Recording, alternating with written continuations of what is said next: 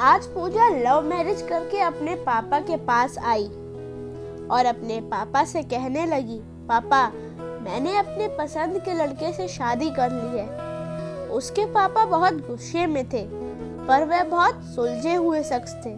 उन्होंने बस अपनी बेटी से इतना ही कहा, मेरे घर से निकल जाओ। बेटी ने कहा, अभी मेरे पति के पास कोई काम नहीं है, हमें रहने दीजिए, हम बाद में चले जाएंगे। पर उसके पापा ने एक नहीं सुनी और उसे घर से बाहर कर दिया। कुछ साल बीत गए। अब पूजा के पापा नहीं रहे। दुर्भाग्यवश जिस लड़के से पूजा ने शादी की थी वह भी उसे धोखा देकर भाग गया। पूजा की एक लड़की और एक लड़का था। पूजा खुद का एक रेस्टोरेंट चला रही थी जिससे उसका जीवन यापन हो रहा था। पूजा को जब यह खबर हुई कि उसके पापा नहीं रहे तो उसने मन में सोचा, अच्छा हुआ मुझे घर से निकाल दिया था, मुझे दर दर की ठोकरें खाने के लिए छोड़ दिया था।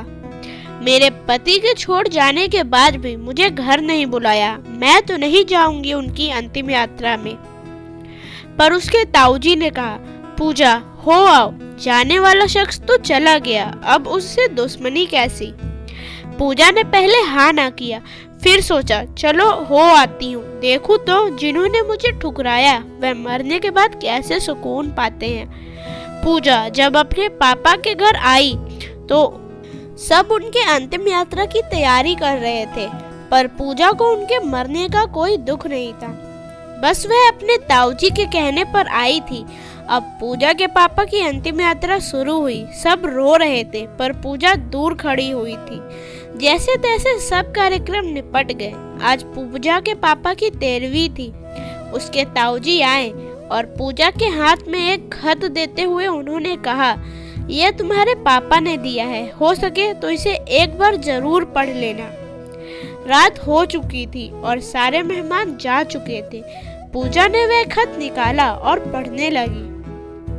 उस खत में सबसे पहले लिखा था, मेरी प्यारी गुड़िया, मुझे मालूम है तुम मुझसे नाराज हो, पर हो सके तो मुझे माफ कर देना।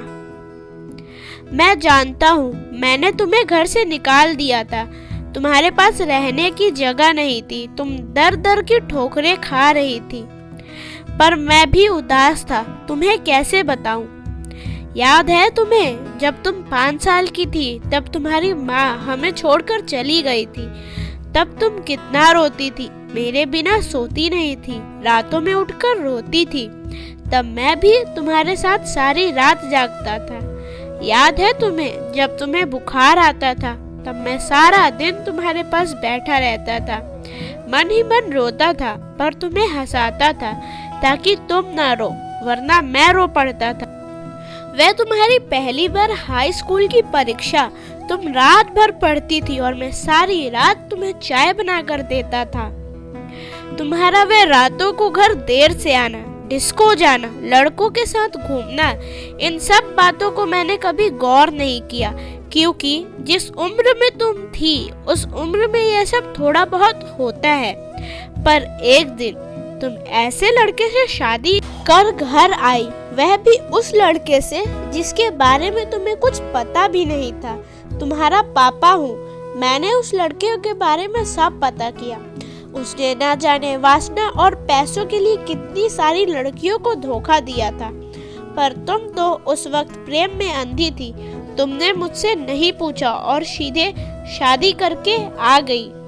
मेरे कितने अरमान थे कि तुम्हें डोली में बिठाऊं, चांद सितारों की तरह सजाऊं, ऐसे धूमधाम से तुम्हारी शादी करूं कि लोग बोल पड़े, वह देखो शर्मा जी, जिन्होंने अपनी बेटी को इतने नाजों से अकेले पाला है। पर तुमने मेरे सारे ख्वाब तोड़ दिए। खैर छोड़ो, अब इन सब बातों का कोई मतलब नहीं। मैंने तो तुम्हारे लिए खत इसलिए छोड़ा ताकि मैं तुमसे कुछ कह सकूं।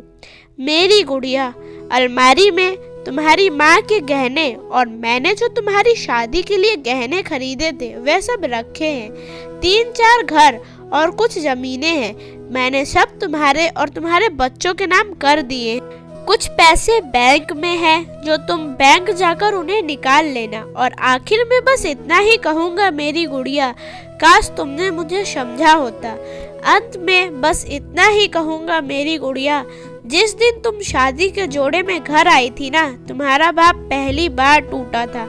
इसलिए नहीं कि समाज, जात, परिवार, रिश्तेदार क्या कहेंगे, बल्कि इसलिए कि जो मेरी नन्ही सी गुड़िया सुसु तक करने के लिए सारी रात मुझे उठाती थी, पर शादी का फैसला लेते वक्त मुझे एक बार बताना भी जरूरी नहीं समझा। गुड़िया, अब तो तुम भी माँ हो। औलाद का दर्द, खुशी क्या होती है, जब वे दिल तोड़ते हैं तब कैसा लगता है, अब तुम भी महसूस कर सकती हो।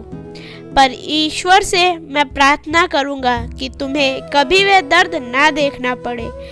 एक खराब पिता ही समझकर मुझे माफ कर देना। मेरी गुड़िया, तुम्हारे पापा अच्छे नहीं थे जो तुमने उन्हें इतना बड़ा दर्द दिया। खत यही समाप्त करता हूँ।